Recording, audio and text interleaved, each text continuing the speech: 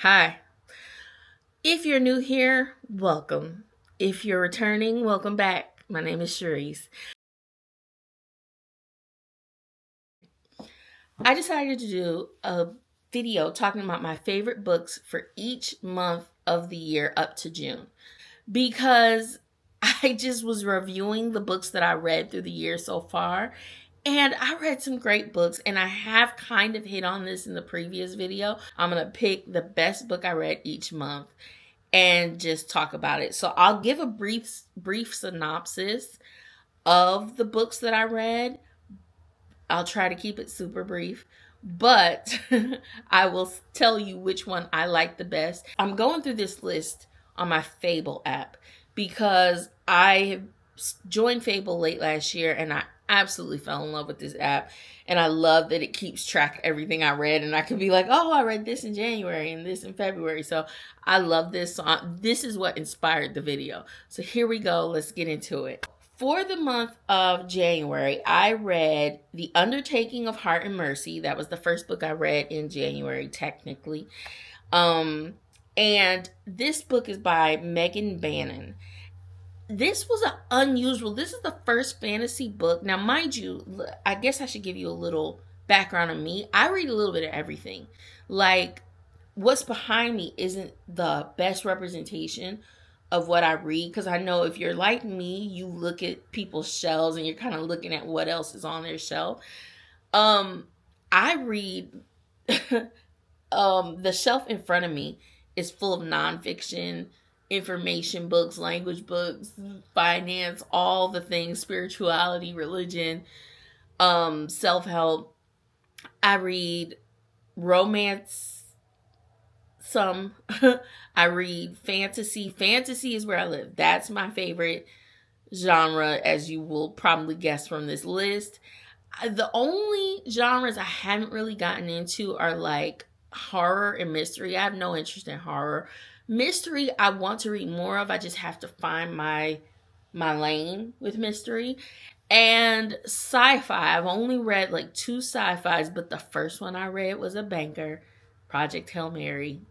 Absolutely loved it. Cannot wait for the movie.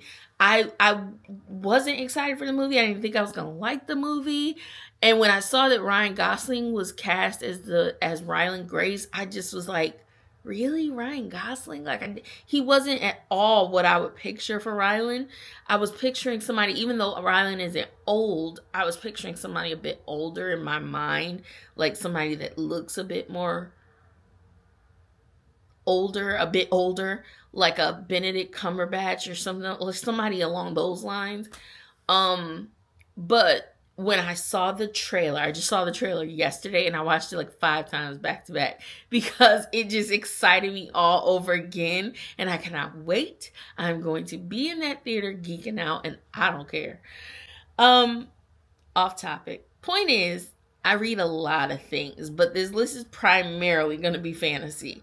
So, back to the first book I read in January, The Undertaking of Heart and Mercy. This was like completely different from anything I've read before. It's a fantasy world set on like an island. And the male character Hart is a marshal in this world, and he basically keeps the like this supernatural element from crossing over into the populace. And the female main character, Mercy, she's an undertaker. And so their job has a bit of crossover. Every once in a while, they kind of have run ins with each other, but they do not like each other. They met the first time, and you just kind of, things went south. And ever since then, they just snipe at each other. They don't like each other. And so there's this moment where they have an argument, really. And through the comments, it makes Hart reevaluate himself, like it look closer at his life.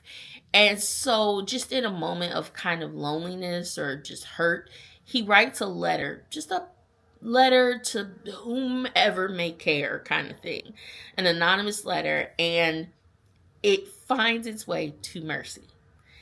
And she responds anonymously. And so it begins this correspondence between the two of them. And I just fell in love with the letters. and them being open and honest with each other, even though they don't realize that's what they're doing. But I will say that is only a small part of this book. There is a backstory to Hart that was just fascinating. There's more to him than meets the eye. And I was so fascinated with his backstory. I'm like, I need more of that. And you do get more of it, but I was like, I want even more of his story by the time the book was over. I wanted to know more of like his parents' history and things. And so there's a second book, which they seem to be standalones in the same world. The second book is called The Undermining of Twyla and Frank. And I'm wondering if there's going to be a little crossover. I plan to read it soon because I really did enjoy The Undertaking of Hart and Mercy. I will say the romance was a little lacking, like as far as when the like they're like, I don't know, maybe when things just actually happen, I wanted a little more from it, but it was still good. So that book is definitely a contender for my favorite book of January. But the next book I read was The Kings of the Wild. And this book is by Nicholas Eames. It's a book about a band of friends who, they're mercenaries, and they had gone their separate ways 20 years ago, but they have to get back together to save someone they love. And so in this story, you go on an epic adventure. You're fighting all kinds of monsters. You've got high stakes, but it's so full of humor and heart that you just enjoy every second. I loved every minute of that book. And the way Nicholas Eames told their story as a band of friends, it was just so unique because he really wrote about them, this band of mercenaries, as if they were a rock and roll band. And it just, you like could hear the guitar music, like you could feel the music playing and see like their stage persona. It was really cool. The next book I read in January was Blood Over Brighthaven by M.L. Wong. Now, this is a very popular book. A lot of people love it because it was moving. It's a story about this world where you have a city that's under a dome, and this dome protects the inhabitants of the city from this blight on the outside. And anyone that's on the outside of the city, this blight is killing them. And it kills, like, this is indiscriminate, just killing. And so at the start of the story, you have the main male character who is making his way to the city. And when he gets to the city, he is after some time, he's tasked with working with the main female character who becomes the first female mage in this city. And the mages are responsible for the running of the city, the electricity, the government, all the things. And together, they discover deep underlying secrets. And she becomes determined to create change. And in that, you have like a lot of character development, realizations of prejudice and discrimination and all those things. And M.L. Wong did a really good job of dealing with those. And I like that she didn't shy away from the main female character having prejudices of her own that she had to deal with. It. She didn't even realize that this was a problem. Like, I'm part of the problem.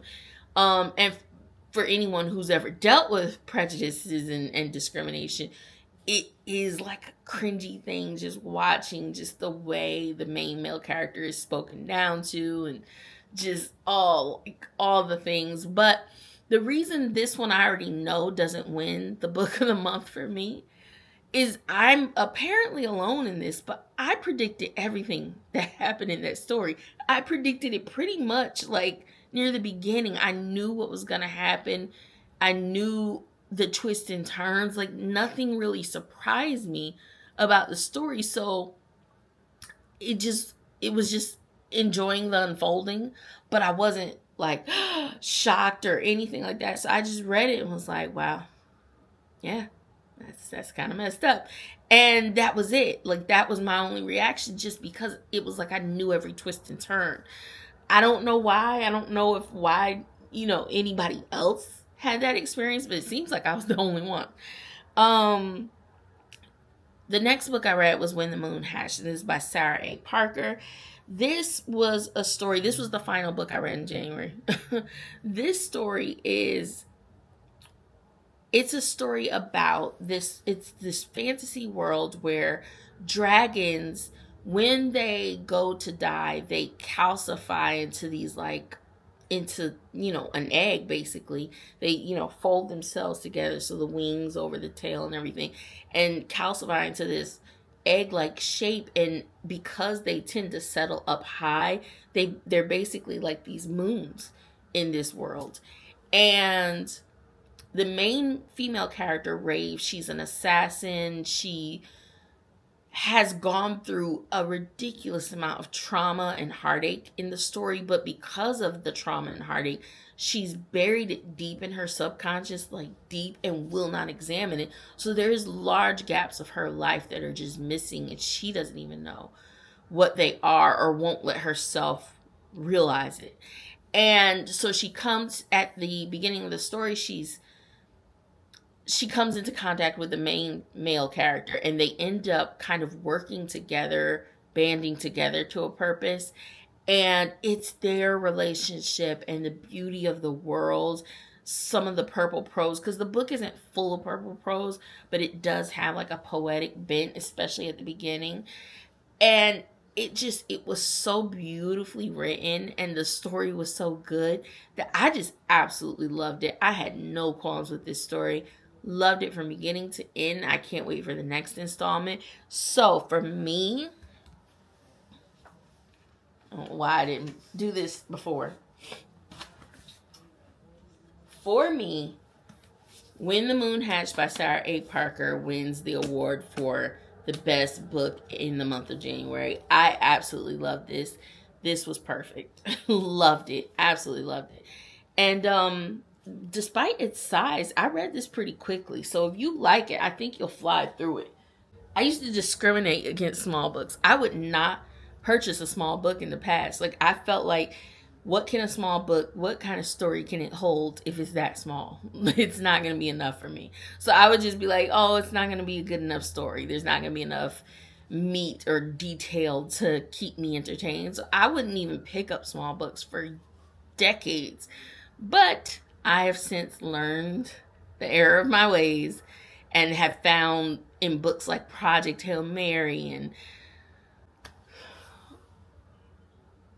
some of the others here that I was wrong. So for February, I only read technically 3 books. I started with The Rage of Dragons. This is by Evan Winters. They're behind me. And this book is a fantasy story about a young man named Tao who lives in, this is like a African inspired fantasy. A young man named Tao, he lives in a caste system, and he is in the lower rung of this caste system when a tragedy occurs in his life, and he goes on this revenge kick. He is determined to get his revenge. And in that, you explore how the Omehi people really need to look at how this caste system is holding them back. It really is, because they have a huge enemy that is demolishing them, and they really need to find a way to defeat this enemy, or at least make peace with them if possible. And one of your better warriors is considered nothing. he's considered to be a nothing.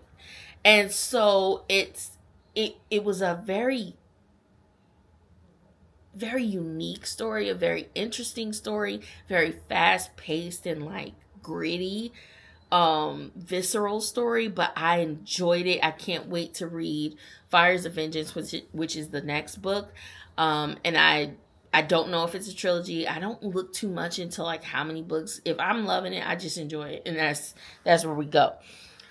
The other books I read in February were Binding 13 and Keeping 13. These are the first 2 books in the Boys of Tommen series. And if you have watched any of my other videos or any shorts or TikToks, you will already know that Binding 13 and Keeping 13, these one for the month of February. That's that big gap that's behind me on my bookshelf. Binding 13 and Keeping 13, I have to choose between the two. I guess it would go to Keeping 13 because it was kind of the resolution. But these books, if you don't know anything about them, this story is set in Ireland in I think 2004 or 2014, one of the two, but it's early 2000s. And you've got this group of teens. The series is around their lives. At the heart of the group is the main female character, Shannon, and the main male character, Johnny. They are the heart of the first two books. And Shannon has lived a tragic, trauma-filled life. And she meets Johnny, and he's determined to, like, save her. That's just the truth of it. He's determined to save her. He wants to get her out. He sees her pain. You can't look at this girl and not see the pain she's enduring. And in Binding 13 is where they meet each other. And in Keeping 13, you have kind of a resolution to how she can possibly survive what she's going through. And I will say let me take that back. I was about to say I've never read anything more filled with trauma and heartache and heartbreak, but that's not true, because if you've ever read the Black Dagger Brotherhood books, at least the first 8, because it's a long series, but they're standalones. They're like interconnected standalones, so you don't have to read, because I think she's up to like 23 books or something at this point. You don't have to read all of them, but the first 8, oh my God.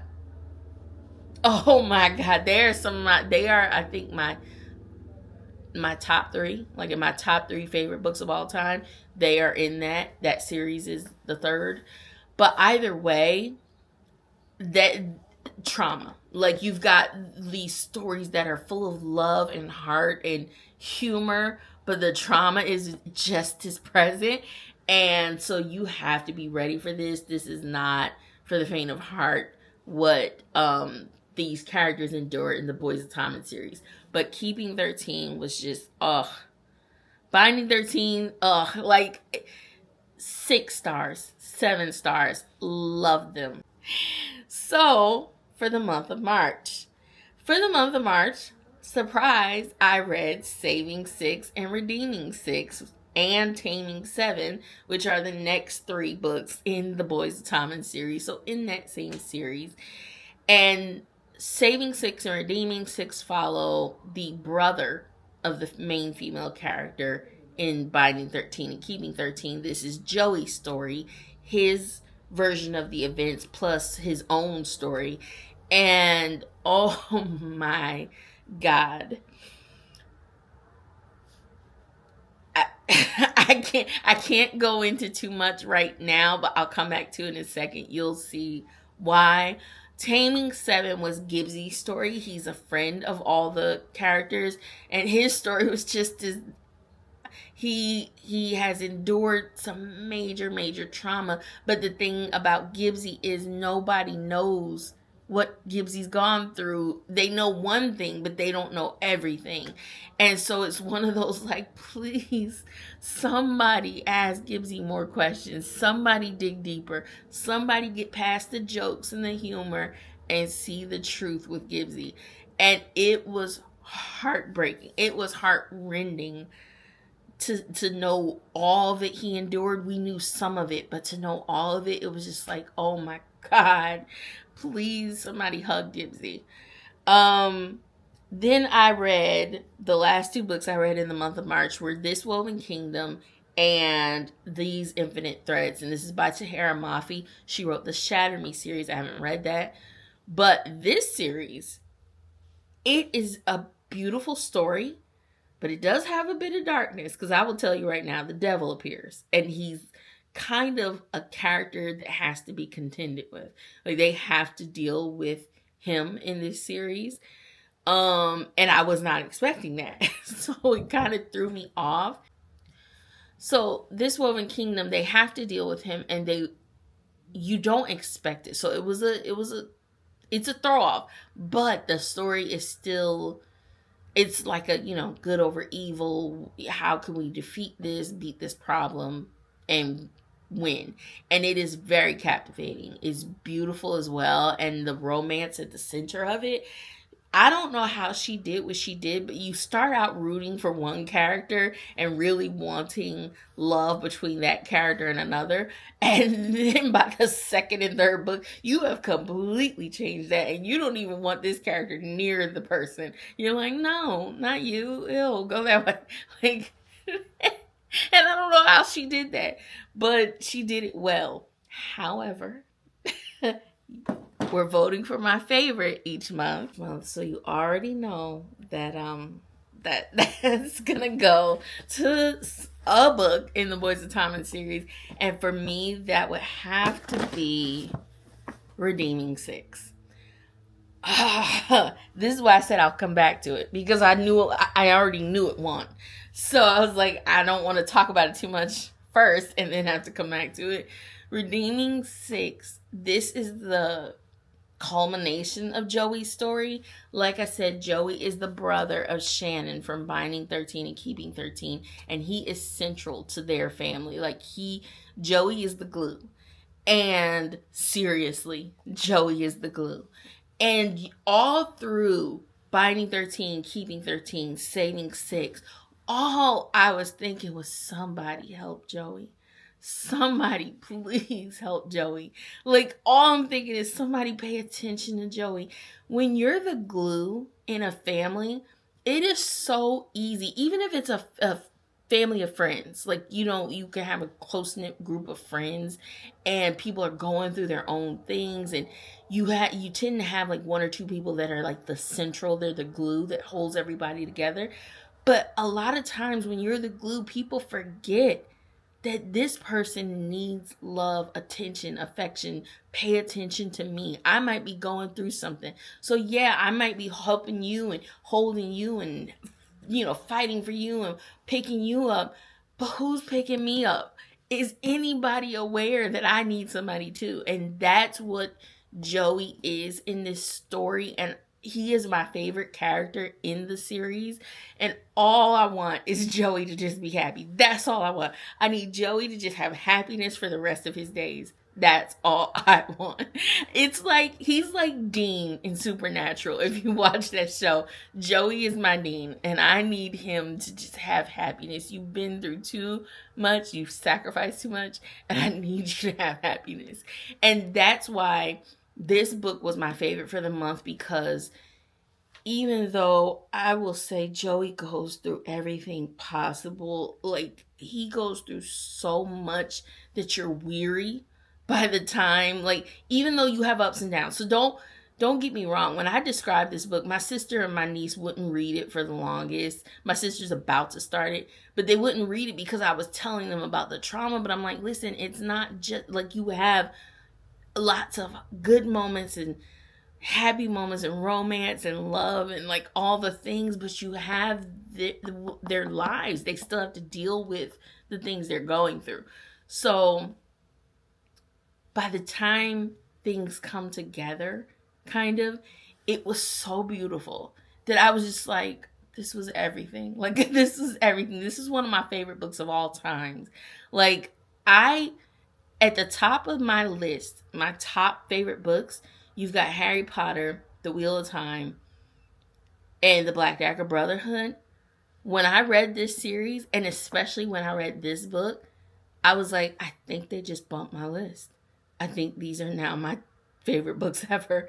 And I still can't see. I keep examining that, and I'm like, yeah, I think these are my new favorite books of all time. So that tells you how much I loved this. April, I read only 2 books. I read Break My Fall by Chloe Walsh, same author, Boys of Tommen. This is a completely different book. This is about a young girl who basically runs away from home because she has a crazy home life, and she goes to live with a friend. Unbeknownst to her, her friend is in a house sharing situation, And so the young girl comes across the man of the house. His name is Kyle, and he actually owns the house and is one of the roommates. And there is chemistry. But Kyle has a kind of crazy situationship that he needs to deal with, but he doesn't know how to handle. And so it's like this crazy love affair, just make better choices. You're like kind of fussing at the characters, but it still was a good time, even though there is some sadness in it. And so it's a trilogy. I haven't picked up the other two books. I will say it was nothing like groundbreaking or new, and it definitely doesn't compare to Boys of Tommen, but I did enjoy the read. The other book I read in the month of April was the winner for the month, and that would be An Ember in the Ashes. This is by Sabaa Tahir. I always want to say Tahereh Mafi, but that's not this series. An Ember in the Ashes is the first of four books. And this series is about this world where there's a revolution going, and the main female character, what is her name? Laya. Her brother is accused of treason and taken away. And so in order to free her brother and save her brother, she joins the revolution and becomes an undercover agent in this academy where the soldiers are trained. And she meets a male soldier who really might be her best hope of saving her brother. And so the story might sound simple, but it really does have a lot of like other elements that are thrown in. It's got magic, it's got major drama and familial drama and things of that nature, but it is very entertaining. I'm really enjoying this. I just finished book 2 like last month or so, and so I plan to pick up book 3 right here. I don't know why I haven't bought book 4. I bought the first 3 books and just left the 4th one. But anyway, this was the winner for the month of April because this was very intriguing and I enjoyed it. May, we're almost done. Hang in there. For the month of May, I read I read some interesting choices for the month of May. So for the month of May, I read Magnolia Parks and Never by Jessa Hastings. Now, Magnolia Parks is a very famous series by her. It is a series about a group of friends. They're these codependent socialites. And at the heart of that group is this couple, Magnolia and BJ. They were together, but at the start of the first book in the series, they are no longer a couple, but they can't seem to be apart. They won't separate and live their own lives. And it's because of their friendship dynamic. They, and their love for each other, because they do still care about each other. But the thing about them, and the thing about this series, everyone knows it's a very toxic situation. He spirals and parties and drinks and sleeps around and is very loose with his body and everything because he knows it hurts her. Even though they're not together, he just knows that him doing these things hurts her. And she dates other guys that would be a better fit for her because she knows it hurts him. And so it's one of those things where they just do these toxic things towards each other. But you just really need to go your separate ways. Because if you can't heal the hurt, if you can't move past it and reconcile, you just need to go your separate ways. And they won't do that. And so even though that is not at all my kind of story, I read it because I love the cover. And I love the cover art, and I just really wanted the cover art. Like, I could blow them up and put them on my walls posters. That's how much I love the cover art. So that's why I read the books. I did enjoy the story because of the writing. The way she told the story, the way you get their thoughts, the way she describes things. I did enjoy it. For that part, but I was so thoroughly disgusted with BJ, the main male character. I was just like, I can't. But I do know I'm gonna finish the series because I do enjoy the way she tells this story. So I want to know, okay, so what are we gonna do? What's gonna happen here? Never by Jessa Hastings, by the same author. It's a Peter Pan retelling, and I was enjoying it to a point. But the thing about this, in this story, Peter has grown up in body, if not mind. He's still just this very impetuous, just immature Peter.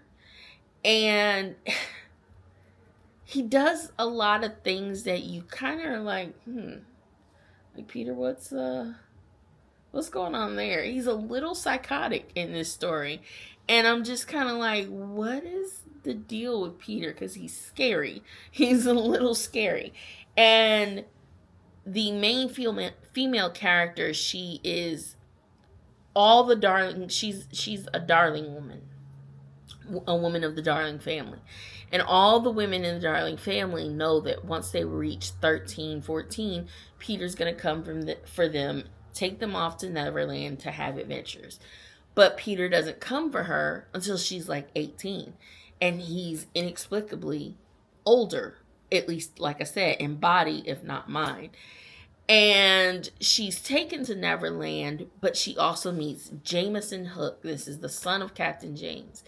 And the thing about it is, yes, obviously there's a bit of a love triangle here, but because of their being older, it kind of twists the story a little bit. Because my problem with the story is that even though Peter was older in body, he wasn't older in mentality. And so when you add a sexual element to that, it felt dirty. Because it still felt like he was 13 or 14. So you're like, this feels like you're introducing sex to a 14-year-old in a weird way. Like, it almost felt like molestation. And I did not like it. So I can't keep going with that book. I already know that didn't win. The other book I read was The Ember Blade. This is by Chris Wooding. This story is, they call it Lord of the Rings for the new age.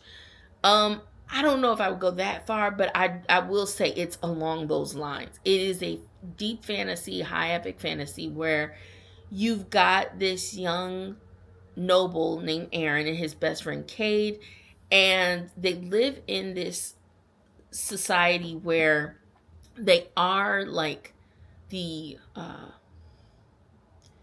their race is oppressed. However, he's still a noble, so like they do allow some, people to have like a elevated status in this society.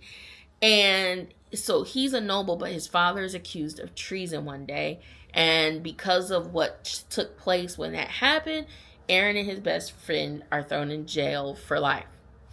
And there's a gentleman that is tasked with helping them escape, but he hates Aaron. He hates everything about him.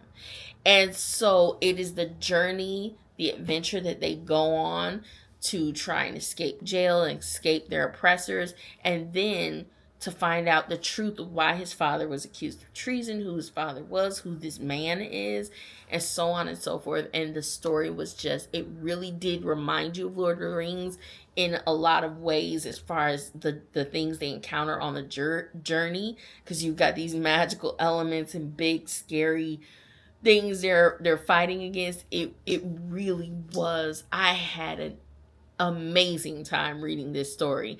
I loved it. I have book 2. I plan to start that soon. It's a trilogy. It's called the Darkwater Legacy Trilogy.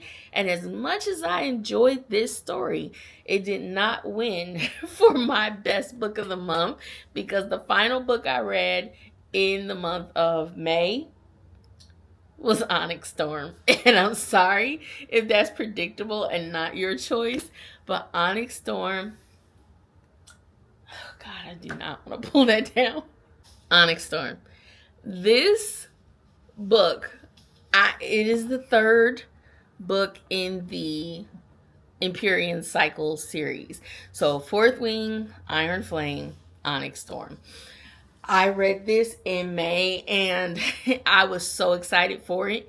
I was excited for it when it first came out in January, but I was seeing people's reactions and how emotional they were to some of the things that was happening in the book. So it scared me and I put it I was like, oh, I'm not ready to start it yet. What if I don't want to be sad or whatever. I read it. I loved it. I did have the moment where I cried, and I think we all cried at the same part because it was such a, not a small moment, but it was an unexpected moment, and it was like one of those, oh no, and like, and then you just find yourself kind of tearing up. You're like, why am I crying? I was not expecting to cry.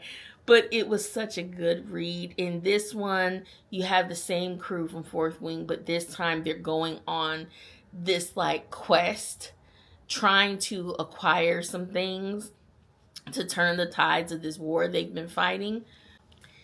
This was a journey. It was a quest. I loved it. It was fun to me. And I like the depth and the more like levels to the story that we're getting with Xaden, and just like the moments that were in this story. There's a moment where he's on this beach and he's just at peace for like the first time ever, and I absolutely loved that moment. This book just was such a good time to me, and I know some people felt contrary. Obviously reading is subjective, but I absolutely love this, and I will reread this series. I love it. This is a treasured series, in my opinion. In June, I only read 2 books. So, I read Dark Matter by Blake Crouch. This is a book, it's a sci-fi, and this is about a man who, he is some sort of science professor at a college. He's married, has a teenage son, pretty good life. Yeah, there are, a few things that's like, what if I had gone down this path or followed this dream? But he's pretty content in his life. His wife, about the same, pretty content with her choices. And they're a happy couple. And then one day, inexplicably, out of the blue, his life has changed. And this is an Apple TV show, so a lot of people already know the premise, but just in case you don't, I'm not going to spoil it because someone spoiled it for me. I had already bought the book, I was literally going to start the book the following week, and then the booktuber I was watching was talking about a whole other different subject. I'm listening for that, and at random ruined a major plot point in Dark Matter. So I was like, what the? I'm so angry. I get angry every time I think about it. But anyway, just his life has changed. And he's trying to get back to his life. For the rest of the story, it's like, can I get back to my life? Do I want to get back to my life? Like, how do I get back to my life? It's all the questions. And even when you think you know what's going to happen, which I don't know how you would, there's not a whole lot about this book that you can predict. I would say in the last 50 pages or so, 100 pages, Blake Crouch threw a whole left turn in there that I wasn't even expecting that made it even more complicated. And I was like, yo, how do we get past this? So it was a fun ride. I loved it. It was very exciting to read that. And it hit on a lot of questions I'm constantly asking just about life itself. So I really did enjoy that. The other book I read was The Book of Azrael, Gods and Monsters, by Amber V. Nicole. And this book, it was more than I expected it to be. I thought it was just going to be like an easy, quick, predictable romantasy. But it wasn't that at all. It's a story about a woman who, in this fantasy world, she's this kind of creature, like shifter that she's mortal enemies with a god. And the person she works for has tasked her with a particular task, finding this book of Azrael. And the god that her kind are mortal enemies with is brought into the story because of what they're doing. And she and he end up kind of thrown together on a common course. And it's just the absolute journey they take together, the healing that they both need to do in their lives because they both have gone through major things. And it's the way they begin to bond and form a actual friendship in the story that I liked. And I wasn't expecting depth and there to be an actual friendship and not just romantasy and sex and just instant attraction and all that. Like, it really didn't happen that way at all. And so you really have all through the story this just developing friendship between the two of them because they are forced to be together on this common goal journey. And it really had a surprising amount of story, like, that was moving, in my opinion, or that was just really more entertaining than I thought it would be. And so I'm very excited to continue with this trilogy. But I would say that the book of the month would have to go to Dark Matter because this is just the one standalone, whereas that's a trilogy. And even though they were both kind of equally good, in my opinion, this book by itself just kind of wrapped up and was done really well, and I loved it. And I could reread this actually. So this I would say wins the book of the month. So those are my books of the month of the first half of the year so far anyway. And I hope you enjoyed them. I know this was really long, but I just wanted to do that. And I'll probably be coming back with a vlog, reading vlog, and some other goal setting things that I'm working on, as well as whatever I'm reading, because I want to kind of capture the books I'm reading in my shorts and just tell you what I'm thinking of them there, so that I'm not making such long videos just detailing everything I read. But we'll see how that goes. All right, thanks for sticking around. I hope you like and subscribe, and let me know if there's something you want to see and you want me to talk about older books, because I'm a millennial, so I go back a ways with my reading. I have books that I talk about that nobody's even heard of that are like from way back when. So thanks for being here.